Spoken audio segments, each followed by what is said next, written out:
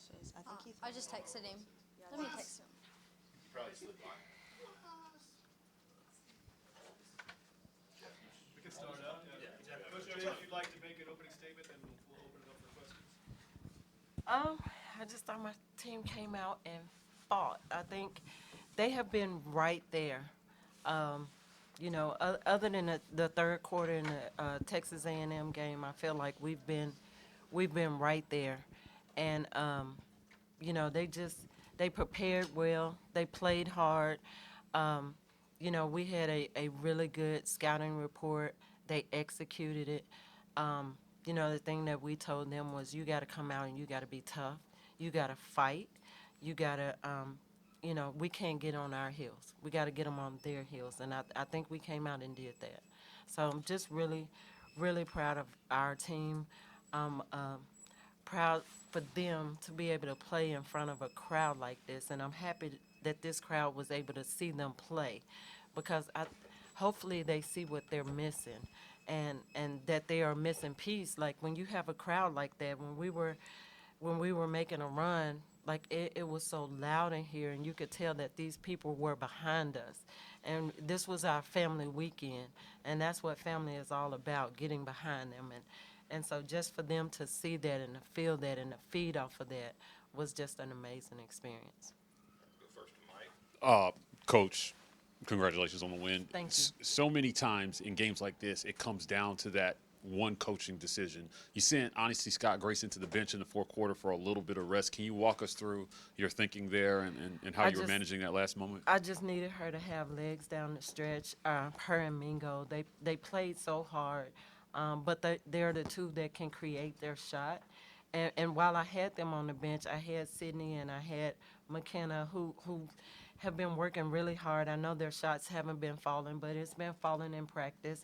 And we've been trying to give them some confidence, but they've been staying after it. So I had them in there, and we were just kind of running offense and trying to run the shot clock down and then attack and get something off the bounce or make an extra pass for 3, which we got there while Honesty and Mingo was on the bench.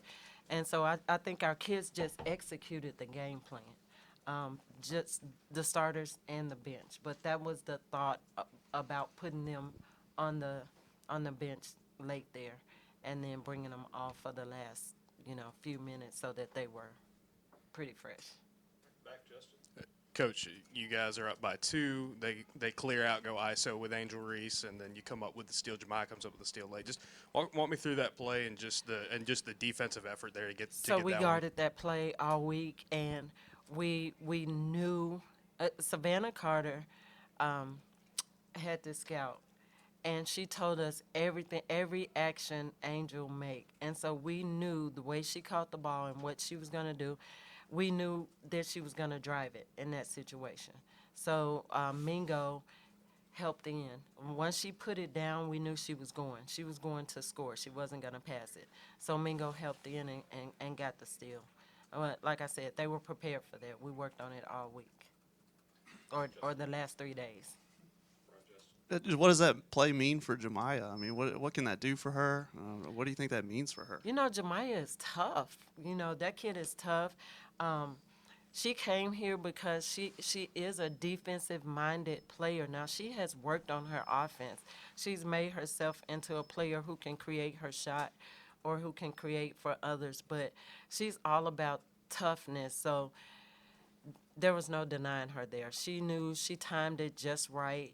It's really close because it could have been a reach-in foul, but it wasn't. She timed it just right to where she didn't touch her. She grabbed the ball. So, that just goes to toughness. Coach, can you just talk more about just the fan support y'all had today? It was amazing, like I said, to have that here for our team. And we've been in ball games. We've been in close ball games. This team has been getting better and better. We've had a couple of really bad quarters, but a crowd like this help you put all of that together. And we fed off their energy. I think the crowd fed off of us, but we absolutely fed off their energy.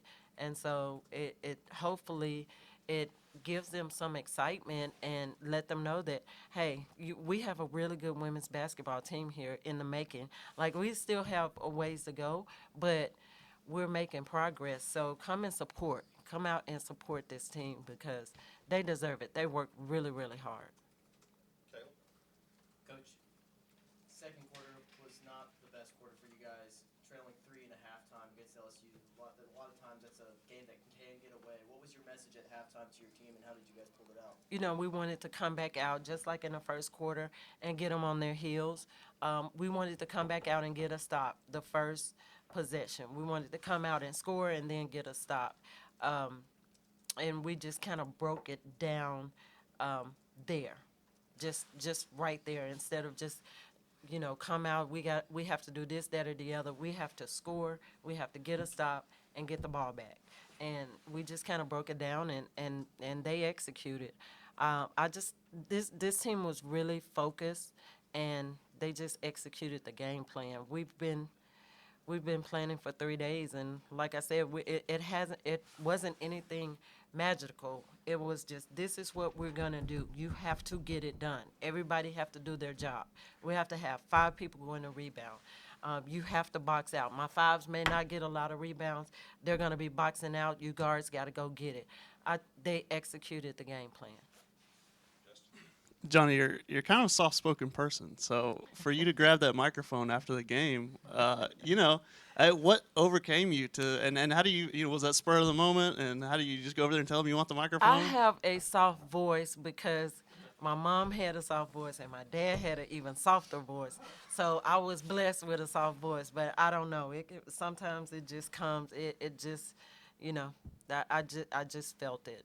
My players say, yeah, your voice is soft until you get mad, or I guess until you get really, really happy. I was excited. I was excited for this crowd. I was excited for this basketball team. And you really felt the need to tell them Yes. come back. Absolutely. Coach, just the spotlight of this game, right? I mean, just with LSU coming off a national championship run, I think it was the first game on ESPN in 20 years. How did you guys talk about that as a team, as how to kind of handle the national stage, or was it just kind of come in and we're going to play Auburn basketball like we do any other? Both. We talked about both. We knew it was a national, we knew how big it was. Our players knew that, that it was going to be a big crowd. We wasn't sure how much of this crowd was coming to see us or how much was coming to see LSU. But what we wanted to do is make an impact on the crowd. We want to make sure they come back to see us. So it doesn't matter if they're coming. They're coming. So it doesn't matter that they're coming to see LSU or who they're coming to see. Make them come back to see you. And so that was our message to them. Coach, when Tennessee came to town, you guys faced a player in the mold of Angel Reese and Rakia Jackson. Obviously, it's hard to stop players like this, but it seemed like you limited everybody around her. Can you talk about the game plan that you talked to your team about, playing a player like Angel Reese and trying to contain? Haley Van Lith went 1 for 9. I mean, you guys did a good job just keeping up the I scoreboard. thought our point guards, and then Honesty had a little bit of her. I thought we just pressured the guards a lot. And when we watched film, they haven't faced a lot of pressure the way we put on people. And we didn't feel like they would handle it. We tried to put them in situations to where we saw that they didn't handle it well. And so that's that was our game plan, and that what we did. We started out trying to push Angel off, but she was walking around our bigs and still scoring, getting and-ones. So in the fourth quarter, I put Taylor back in at the 5, and we fronted her. So we pressured the ball, and we fronted her, and so we wanted them to throw it over us, but they had to do it with pressure, and they threw several out of bounds. They, we got our hands on some because Taylor is not that tall, but she has really good leaping ability. And she's tough as nail. And then Celia got her hands on a couple of them. So we just kind of changed that in the fourth quarter because we knew they were going to try to go to her. So we wanted to give them a different look. You got to figure out a different way to get it to her. all year you guys have done a great job turning other teams over, but tonight you turned the ball over 17 times. What did you see from your team in that aspect of the game, and what are you going to talk to them about going into your next game? You know, we told them we have to take care of the ball. I think there was a spurt there where we were running and we got a little bit out of control. I think we had a couple of people that were tired when we got those turnovers. So it's probably me needing to try to manage that a little bit better when they get tired, instead of letting them go in and turn that ball over. We have worked really hard on taking care of the ball. That was one of our keys to win the game. But what we also wanted to do is to get more possessions. And I think we ended up we got 4 more possessions, but we wanted to get more possessions than they did. And we wanted to pick our spots when we're running. And so I think, Mingo and Marshawn bring a different look. So Mingo is more controlled. Marshawn, she's looking to push it, and sometimes that's a turnover, but it's also wearing people out. And so during that time when we were running, and even though we had some turnovers, I think we were making them tired. So toward the end of the game, their shots were short. Anything else for Coach? War Eagle, thank y'all for being here. Thank you.